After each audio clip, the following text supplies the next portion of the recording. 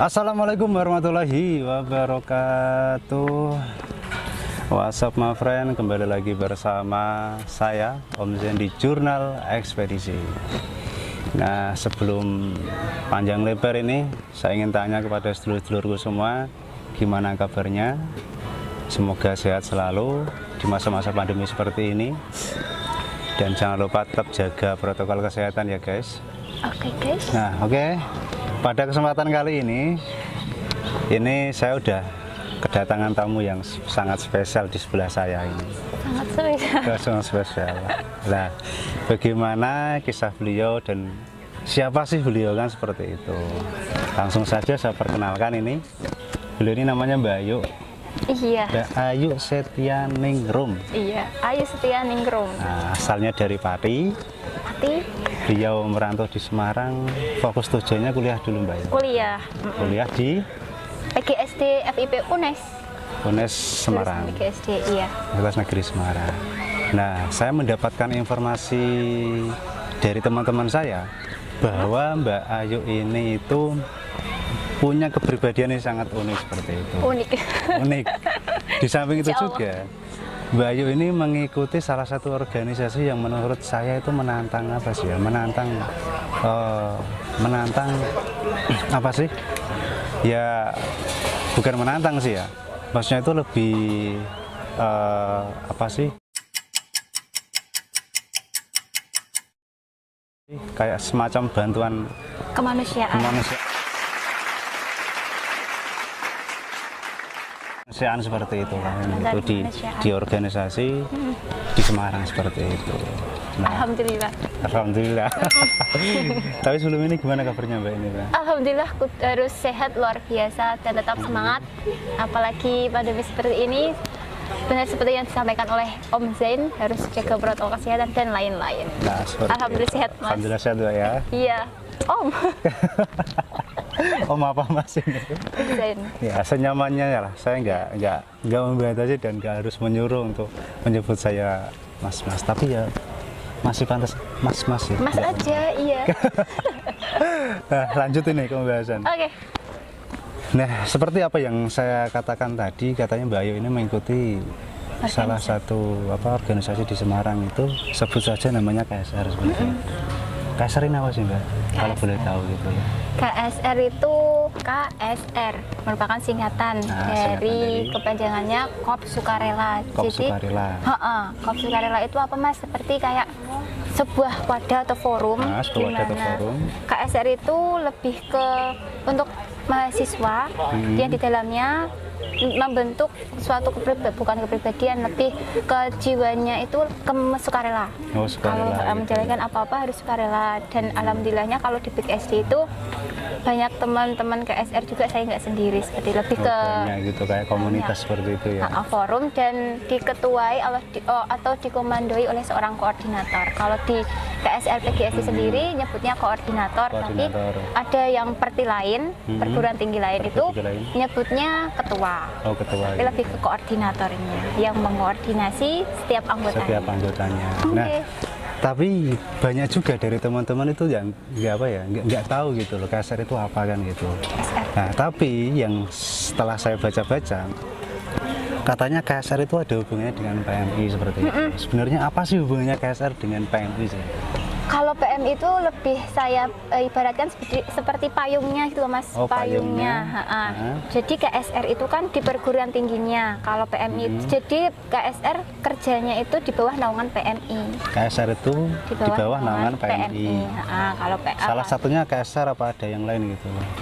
Kalau untuk tingkat perguruan tinggi KSR, tapi kalau semisal di SMA, SD, SMP itu PMR. PMR. Iya. Palang merah. Palang merah remaja. Palang merah remaja. Terus apa lagi selain itu? KSR, PMR? PMR kalau untuk perguruan tinggi tadi kan KSR. Kalau misal yang kerja seperti mungkin Om Zen. Saya Om Zen pengen untuk ikut volunteer. Kalau kita nyebutnya volunteer. Kita bisa open recruitment-nya ke markas PMI. Nanti markas PMI itu dibentuk seperti TSR. Oh, TSR itu PMR, KSR, oh, PMR, KSR terus TSR. Oh, seperti itu. Lebih senior loh Mas. Iya, iya, Insya lebih Allah ya. senior. Pengalamannya mungkin lebih gitu. Nah, tapi ada batas-batasan usianya nggak seperti itu? Yang Ada. ikut apa ya? Ikut KSR lah. Iya. Karena ini basic banyak kan di KSR kan gitu. Kalau KSR sendiri kan tadi di perguruan tinggi, mungkin ya masuk perguruan tinggi antara jeda bukan selang tapi umur 17-18 tahun sampai mungkin Batas minimal ya. iya minimalnya 17-18 tahun kalau kita masuk gitu kan. Terus kalau maksimalnya mungkin 35-36an. Oh, 35-36. 36. Nah, ini saya dengar juga ini katanya Mbak Ayu kan apa ya? Apa? Di PGSD UNES itu pernah menjabat di posisi sentral gitu. Apa sentral apa? Itu saya dapat kabar dari teman-teman gitu katanya. Iya. Sentralnya. Sentralnya. Alhamdulillah diamanahi periode 2019-2020 benar 2019-2020 itu menjadi wakil koordinator. Wakil komandan itu. Wakil komandan. Ketua. Ya kalau nyebutnya lebih umumnya ketua, tapi kalau PGSD-nya wakil koordinator. Oh, wakil koordinator. Gimana Pak Koor. rasanya? Pastinya kan mengemban amanah yang sangat besar juga gitu loh. Apalagi kalau mungkin ada kegiatan entah itu Iya. apa. Pasti kan kita yang menjadi rujukan pertama gitu. Kembali lagi saya itu lebih melihat ke diri sendiri Mas untuk sebagai ajang berlatih saya. Ajang berlatih. Berlatih saya, mengembangkan potensi saya. Misalkan kalau kemarin di SMA saya bingung, saya orangnya bingungan gitu kan. Dengan adanya menjadi wakil koordinator, secara gak langsung kan itu juga terbentuk mental saya. Iya, bisa Kemudian mengasah mental juga. mengasah mental, kemudian bagaimana sih menjadi leader sejati gitu kan. Itu terutama yang paling sulit menurut saya itu menyatukan pendapat antar anggota. Karena banyak kan anggotanya Iya, tadi. dan setiap kita berpendapat kan nggak ada yang salah, tapi di mana kita untuk memilah dan memilih keunggulan, kelebihan, kelemahan dari pendapat tersebut terhadap program kerja kita. Oh gitu ya. Tapi anehnya mungkin kalau di era sekarang ini kan apa ya udah banyak lah yang apa ya, dia backgroundnya emang maksudnya itu wanita kan, itu perempuan menjabat di organisasi tertentu seperti itu. Tapi untuk Mbak Ayu sendiri gitu, apa emang sebelumnya udah pernah ada yang menjabat perempuan gitu? Kalau untuk di KSR PGSD sendiri Mas, untuk menjadi bakal calon anggotanya itu kan ada proses seleksinya Nah, gitu proses kan. seleksi dan pertimbangan juga Pertimbangan. dari pengurusan. Dan alhamdulillah kemarin itu teman-teman saya yang menjadi calon atau bakal calon itu ada 8 orang gitu. Ada 8 laki-laki orang. juga itu? Ada.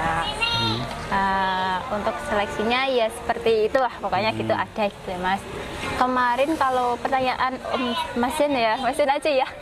Iya, enaknya gitu. Pertanyaan Mas Zen itu kan pernah nggak ada wakil koordinator yang cewek gitu? Ada di angkatan sebelumnya. Di angkatan sebelumnya, sebelum periode kamu berarti? Iya, sebelum periode saya. Sebelum saya masuk kuliah Mas. Oh, masuk kuliah. Waktu tahunnya berapa saya lupa, tapi ketuanya itu pernah ketuanya cowok dan wakilnya cewek gitu. Dan kemarin itu cowok sebelum akhirnya cewek cowok, yaitu saya bersama koordinator saya atau rekan seperjuangan rekan yaitu kerja. dan Bayu dan alhamdulillah saya diamanahi sebagai wakilnya gitu. Tapi rasanya enak nggak di ketua? Kalau dibilang enak nggak enak ya gimana ya Mas? Gimana? Yang penting itu ada teman gitu loh saat kita. Kalau aku dulunya kan Maksudnya kalau butuh apa-apa ada teman yang mendampingi kan gitu. Ada teman yang mendampingi. Tapi dari Mbak Ayu sendiri sebelumnya pernah nggak gitu merasakan di posisi saat itu kan gitu? Sebelumnya pernah? Belum pernah sama sekali. Itu apa ya? Waktu Mas, pengalaman pertama pengalaman pertama saya menjadi wakil koordinator gitu. Jadi ya baru pertama banget untuk belajar bagaimana menjadi leader atau pokoknya cara mengambil keputusan gitu. Nah, tapi setelah itu kan ada apa ya? Ada kesan dan pesannya kan gitu. Setelah kita pernah menjabat di posisi sentral, apalagi seorang perempuan gitu. Iya. Jadi banyak hal yang mungkin bisa dipelajari, termasuk mental juga, pengalaman juga, relasi kan gitu. Banyak banget mungkin yang bisa diambil dari situ. Iya. Tapi emang ya mungkin pertama kali ya kaget gitu. Mau kemana, ke sini kan gitu. Harus ada yang mengarahkan lah istilahnya kan biasanya. Alhamdulillah ada angkatan atas Mas, dan itu kalau ada apa-apa saya kan kadang kalau seorang pemimpin kan janganlah sebisa mungkin jangan mengambil keputusan sendiri gitu. Kalau misalkan ada masalah ini, saya lebih konsultasinya itu ke angkatan yang atasnya. Oh, gitu. Yang seniornya biasanya kan. Yang bisa ngomong, bisa gimana mengarahkan seperti itu. Lebih banyak belajarnya yang ke angkatan atasnya gitu. Masih solusi juga kan. Dan dengan adanya angkatan atas ini kayak lebih, kalau pemimpin itu menurutku mentalnya Mas, pokoknya kalau mentalnya harus ketata. Kalau misal nggak ketata, ada ini sedikit langsung down gitu. Iya, itu kan nggak boleh gitu kan, maksudnya jangan sampai ada kayak gitu. Jadi kalau ada apa-apa ya alhamdulillahnya ada teman. Apalagi yang perempuan kan perasaan Mas. Iya. Perasaan. Tapi ya nggak semuanya juga sih, ada juga yang mungkin pakai pakai logika juga. Kalau laki-laki mungkin ya condong lebih ke logika, diambil simpelnya aja. Iya, makanya kenapa koordinatornya harus cowok gitu, dan ceweknya saling melengkapi aja mungkin ya, melengkapi. Lebih ke, kalau saya tuh ke anggota, lebih ke anggota gimana itu Mas. Misalkan kan kalau dalam organisasi juga ada masalah individu. Nah saya lebih mendekati pendekatan itu. Kalau misal untuk masalah mengambil keputusan lebih ke Dan Bayunya kalau saya kemarin gitu. Personalnya itu. Kalau di dalam organisasi misalkan ada masalah antar individu atau antar anggotanya kan nanti bisa berpengaruh atau ada suatu macam proker ini tuh nggak kerja gitu Mas, atau keras, nggak maksimal. Jadi kan harus perlu yang namanya evaluasi kan. Ada kok setiap itu. Tapi dari tadi kan KSR kan termasuk bantuan kemanusiaan kan. Iya. Di bawah naungan PMI. Nah, tapi pernah nggak langsung terjun ke lokasi? Izin menjawab terkait tadi ya Mas, kalau ada KSR itu terjun langsung nggak sih ke bencana gitu? Iya, kita emang terjun langsung. Dalam tanda kutip, ini waktu kegiatan waktu masih luring dulu. Kalau untuk daring ini mungkin alhamdulillahnya kan ya jangan sampai kita berpikir atau mempunyai keinginan ada bencana gitu kan. Alhamdulillah kan ada. Kita bisa, kalau KSR itu prinsipnya gini, bisa mendapatkan ilmunya, kita pelajari aja ilmunya, tapi jangan sampai kita mikir atau kita pikir atau kita punya keinginan untuk mengaplikasikan. Kalau misal kita punya keinginan untuk mengaplikasikan, berarti kan secara nggak langsung kita berdoa, mengharapkan ada kejadian gitu kan. Tapi kalau misal ada pun kita harus siap dan sigap. Kembali lagi tadi, iya pernah terjun ke bencana. Kalau kemarin saya bencana banjir Mangkang, dan itu alhamdulillahnya kan PGSD-nya dekat dengan Mangkang.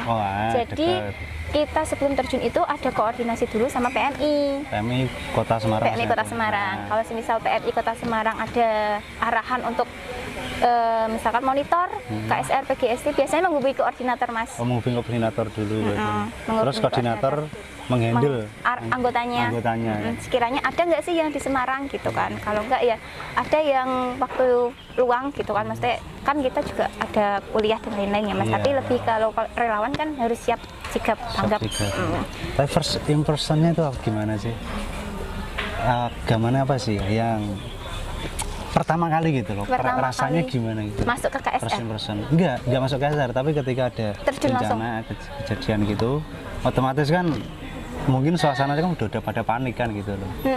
Mungkin tadi ada warga yang mungkin gini lah, banyak banget yang harus dibutuhkan dari masing-masing masyarakat gitu loh. Iya, kalau bencana kan ada sebelum bencana langsung dan sesudah. Kalau KSR lebih seringnya itu sesudahnya.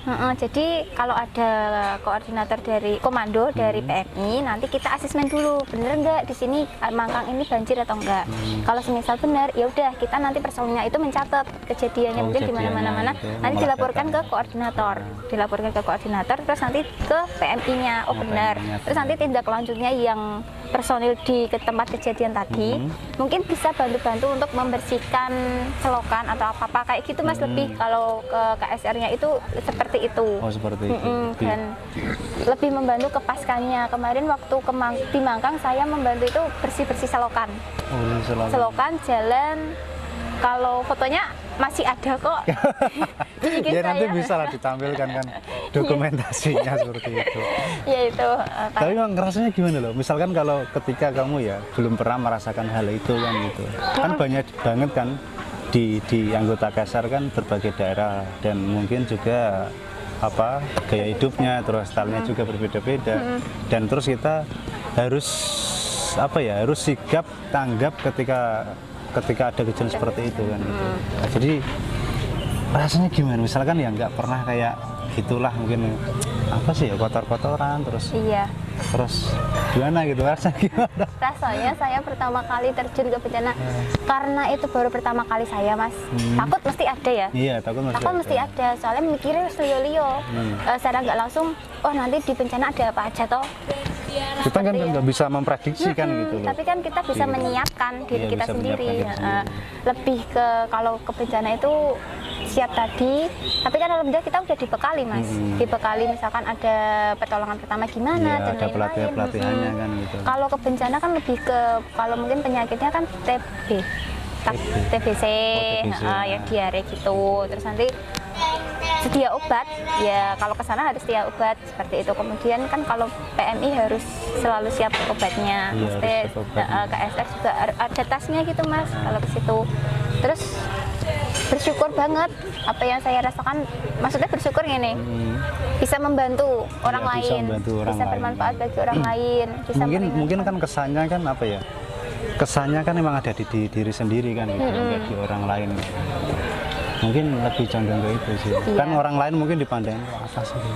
Tapi ada juga yang mungkin beranggapan PMI itu kayak semacam apa ya? Yang donor darah gitu Mas. Seringan mindset masyarakat. Iya masyarakat kan seperti itu kadang kan mindsetnya. Terus ada juga yang mungkin statement yang mengatakan bukan statement sih.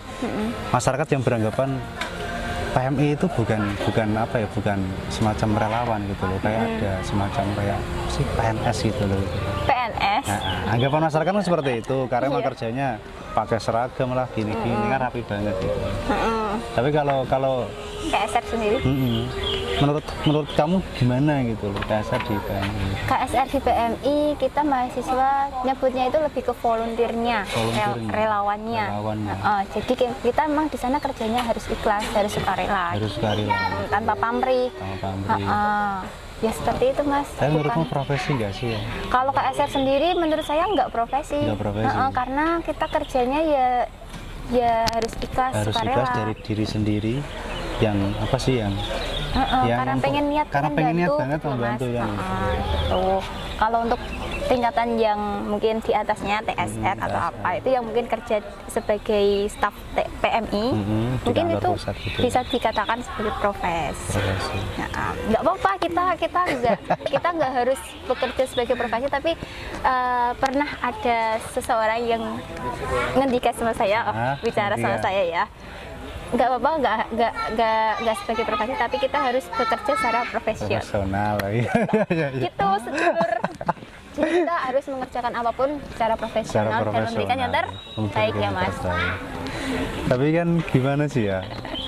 Kita di saat-saat ini, di zaman-zaman sekarang lah, di era-era sekarang itu kan kita kan nggak bisa secara terus-menerus melakukan sebuah pekerjaan tanpa ada fee kan gitu. Oh iya. Ya, itu nggak bisa dibohongi karena memang kebutuhan hidup semakin meningkat juga. Iya. Dan kebutuhan seseorang juga bermacam-macam kan gitu. Iya, betul. Menurut kamu gimana gitu? Menurut saya kalau kita niatnya udah ikhlas ya Mas, insya Allah kan nggak setiap orang ikhlas itu kan, tapi kalau menurut saya misalkan ikhlas, rezeki itu kan datangnya dari mana aja, nggak harus dari itu, mungkin kesehatan, dengan saya sehat terus itu kan juga rezeki. Itu juga kalau misalkan banyak uang tapi sakit-sakitan kan uangnya habis tuh Mas, bisa habis tuh. Astagfirullah. Tapi itu tadi pokoknya jangan pernah takut akan kekurangan rezeki karena kan rezeki udah ada yang ngatur. Mungkin dengan kita ikhlas, jalannya itu dari yang lain gitu loh. Ada cara jalan yang lain gitu. Rezekinya datang dari jalan lain. Karena Tuhan juga kan nggak apa ya, udah mengatur rezeki kita, datangnya dari mana aja kan gitu. Kalau dari apa sih? Ya bukannya sombong sedikit ya, cuma kalau dari Nas Opera sendiri udah mengatakan seperti ini kan. Iya. Seperti ini bukan bermaksud menggurui ya. Bukan bermaksud menggurui. Iya. Namanya itu min haitsu la yahtasib ya gitu. Jadi apa, rezeki itu datang tidak disangka-sangka. Gitu. Benar. Seperti itu. Iya, pokoknya kita harus ikhlas. Ya. Berusaha ikhlas juga. Iya. Apalagi Mas, aku lupa, tapi ya udahlah, insya Allah bakal ada gantinya gitu Bakal aja. ada gantinya. Pokoknya kalau kita ikhlas niatnya ingin menolong orang lain dan nilai ta'ala ya bakal ada yang. Tapi kalau ketika terjun ke bencana itu ada nggak sih? Karena kan udah ada delegasi kan gitu, delegasi. Itu di KSR sendiri ada semacam kayak tingkat-tingkatannya nggak sih itu? KSR tingkat-tingkatannya. Di KSR sendiri, maksudnya itu yang harus terjun ke bencana itu enggak, oh kamu jangan dulu, karena belum mengikuti pelatihan kayak gini, oh kamu jangan dulu ada pelatihan kayak kan biasanya juga ada pelatihannya kan gitu. Iya. Iya. Meskipun nggak secara disebutkan secara langsung apa, oh kasar tingkatannya kayak gini-gini, tapi kan delegasi kan nggak dipilih sembarang orang kan. Iya, betul Mas. Harus dipilih-pilih. Izin menjawab ya. Iya. Ya. KSR PGSI sendiri, alhamdulillah sebelum kan ada seleksi. Kalau udah dinyatakan lolos seleksi, berarti kan otomatis jadi anggota. Nanti anggota itu ada pelatihan sendiri, misalkan pelatihan antar anggota kayak gitu. Kita nyebutnya LAK. Nah, di situ kita melatih kayak latihan mungkin balut bidai, terus ada balut bidai bisa cari di bawah. Oh iya. Apa, gitu, balut bidai, terus pertolongan pertama, cara mengatasi apa-apa. Kemudian ada soft skill juga, itu lebih ke melatih apa ya Mas, kayak kalau saya diajari koral dan lain-lain, edit video gitu. Tapi kalau untuk biar siap diterjunkan langsung ke bencana, tadi lebih ke LAA-nya. Kemudian ada pematerinya sendiri dari PMI. Materi sendiri dari PMI. Dari PMI, dan mungkin kalau suatu waktu bisa dari anggota yang dikatakan senior gitu. Jadi lebih ke sharingnya aja. Nah, dengan adanya LA itu diharapkan bisa apa namanya, yang anggota baru tadi bisa mengerti teknik-tekniknya gitu. Jadi kalau pengaplikasiannya langsung ke bencana biar nggak kaget gitu. Kalau tingkatan-tingkatannya itu lebih ke siap sigap gitu, maksudnya yang sigap, lebih fleksibel, stay di Semarang dan waktu itu dibutuhkan ada ya harus siap. Harus siap. Prinsipnya tadi kan kalau anggota KSR siap sigap tanggap. Gitu. Siap sigap tanggap. Siap Om Zen. Tapi ini ya, kamu kan udah mengikuti hitungannya berapa tahun ya itu KSR ya? Aku 3 tahun. 3 tahunan ya. Masuk anu. Ya. Apa kontribusi kamu yang sudah kamu lakukan? Kontribusi sampai saat ini gitu kan? Iya. Karena organisasi itu kan apa ya, semacam jodoh kan emang ya? Iya ada, iya benar kok. Jodoh. Organisasi itu ada semacam jodoh. Iya. Karena untuk nyaman di organisasi itu udah melewati beberapa hal gitu. Tahap-tahapnya tertentu. Bahkan ketika kita udah masuk dunia kampus, kita pertama kali mesti ngikutin banyak organisasi gitu, nggak langsung oh ini gitu. Nah, dari berbagai organisasi tadi kita nanti biasanya kan kayak seleksi alam kan gitu, akhirnya kita menuju ke sini karena lebih mungkin ya. Iya. Karena nyamannya, karena apanya gitu kan. Kenapa kok harus KSR gitu? Kenapa harus KSR? Kenapa harus KSR? Saya orangnya suka tantangan. Jadi kalau misal SMA kemarin aku Pramuka, SMA-nya Pramuka, saya lebih ke pengen sesuatu yang baru Mas. Makanya sesuatu yang baru. KSR. Dan terkait proses kenapa saya bisa tertarik sama KSR, itu waktu kita maba itu kan kalau KSR, kegiatan KSR sama Pramuka kan wajib bagi mahasiswa baru. Itu ada itu diwajibkan berarti? Diwajibkan. Makanya itu tertariknya saat itu. Ada materi pertolongan keluarga atau lebih ke kayak bagaimana kita merawat seseorang yang sakit. Nah, aku tuh gini Mas mikirnya, kan semakin kesini umurku semakin bertambah, tapi juga orang tuaku juga bertambah kan. Gimana tadi aku bisa bermanfaat bagi orang lain, terkhususnya bagi orang tuaku besok. Nggak berdoa jelek Mas, tapi kan kalau semisal usia lebih semakin beranjak, menua, boan ya jangan sampai ya, kalau mungkin sakit, nah kita bisa merawatnya. Nah dengan adanya materi tadi aku terinspirasi, aku pengen besok merawat ibuku, setidaknya aku tahu ini loh dasarnya merawat orang sakit seperti ini, cara membaringkan, menata spray, kemudian menata bantalnya, ataupun bagaimana waktu pasien itu beranjak ataupun bisa berdiri, maksudnya bisa berdiri atau hanya di tempat tidur, aku tahu caranya walaupun itu